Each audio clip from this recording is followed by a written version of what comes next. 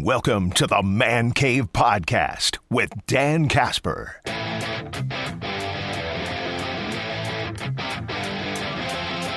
Bucs season is officially over with.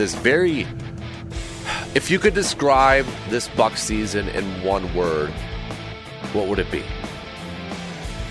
I think for me, if I could describe this Bucs season in one word, it would be it's not a very good word, but it's all I could come up with at the top of my head is just like weird and annoying. Maybe annoying is the better one. I'm going to go annoying because, gosh, it doesn't seem like it was that long ago when the season first started. What, October? And the Bucs got off to that insanely slow start. Dug themselves into a big hole. Then they climbed out of it. It's like, all right, now here we go. All right. Back to playing Bucs basketball. And then it was just up and down. Inconsistent. Inconsistency might be a good word to describe it too. He had some injuries here, left and right. The Bobby Portis suspension, obviously the Dame calf, blood clot in his calf. But then he was able to come back. And then the torn Achilles, the Chris Middleton trade to bring in Kyle Kuzma. It was, man, you could probably come up with a bunch of different words to describe this season for the Bucs, but I'd probably go weird, annoying, inconsistent, all over the board.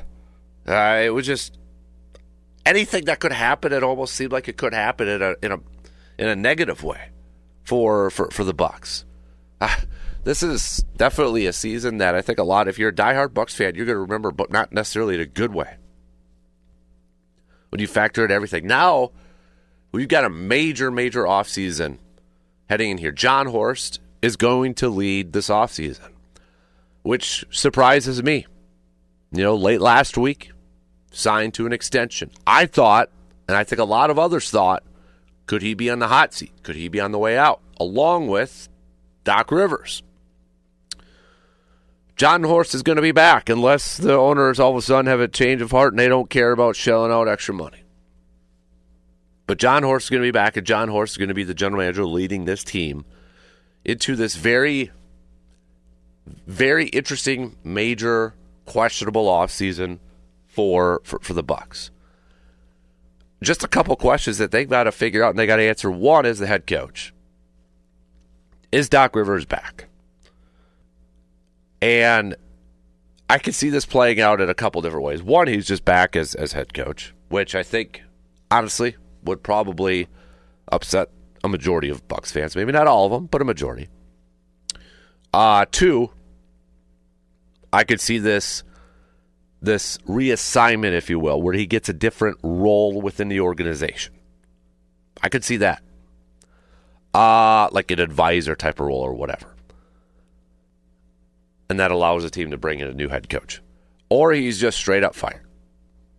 And they're paying off another fired coach. Those are the scenarios at play. Or I guess you could throw a fourth one in here and he just straight up retires. So those are the scenarios at play. Me, without factoring in, I'm not the one cutting the checks. You know, I'm not a part of the ownership group cutting out the checks and paying these fired coaches and such. But if it were me, I think you need a change in leadership from the coaching standpoint. I think you've got to bring in a different voice leading this team.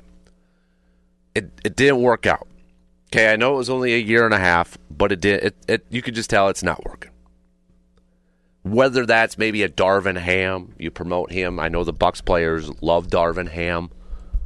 You know, he's an assistant, coached with the Lakers for a couple years. Before that, he was a Bucs assistant. Maybe it's bringing him, promoting him. Maybe it's, Malone from the Denver Nuggets who recently just got fired.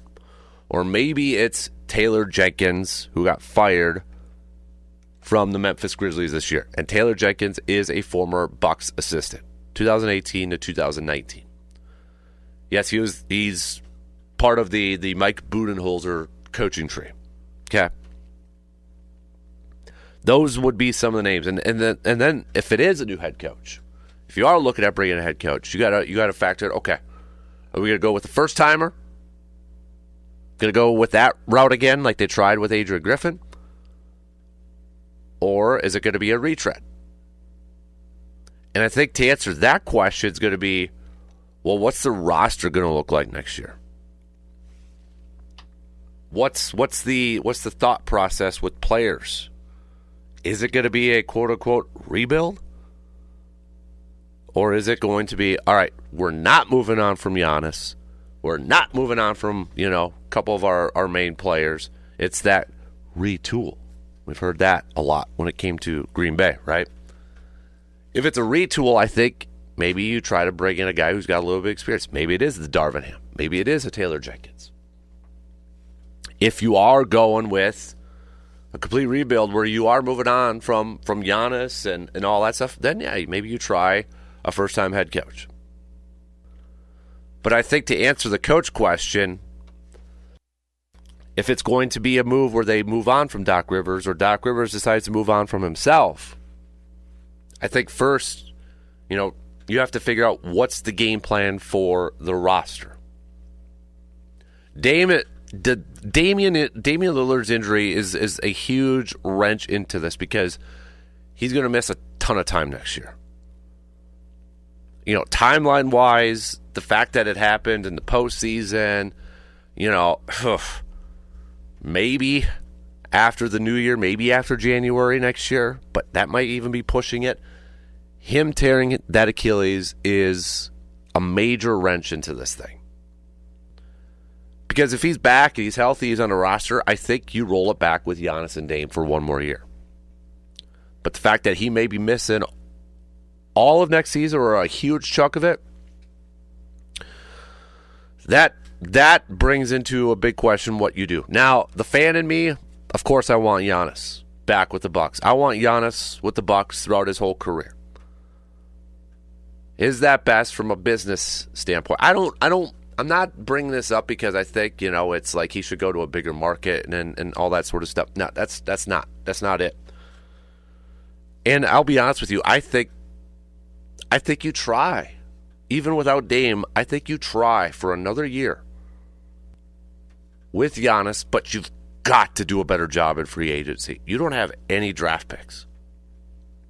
Like, you don't have anything to acquire for first-round picks or like anything like that. I think you try one more year. And that's even without Dame. But you have got to hit in free agency. You have got to make better decisions. Now, they're going to have a little bit more flexibility in free agency because, they've got the Chris Middleton contract off the books. Kyle Kuzma still makes about $24.5 million. Brook Lopez is scheduled to be a free agent. So you're going to have him off the books. So you'll have a little bit. They're going to be in a better financial spot than they have been in the last couple of years. Pat Connaughton, I would imagine, is probably going to come off the books too. Or they're going to try to move him. The weird thing is that he's got a player option on his contract, which may make things a little bit more difficult in that department. But I'm looking at Spot Track and their contracts right now. Giannis, his cap hit, him and Dame's cap hit is the same. $54.5 million apiece. Each of them 35% of the cap. Now, could there be? I'll be honest. I don't know if they could get away with maybe some injury insurance or injury. I know some leagues have that. Some a little injury protection and such. But that's 70% of the cap in two players. Kyle Kuzma has 14.5.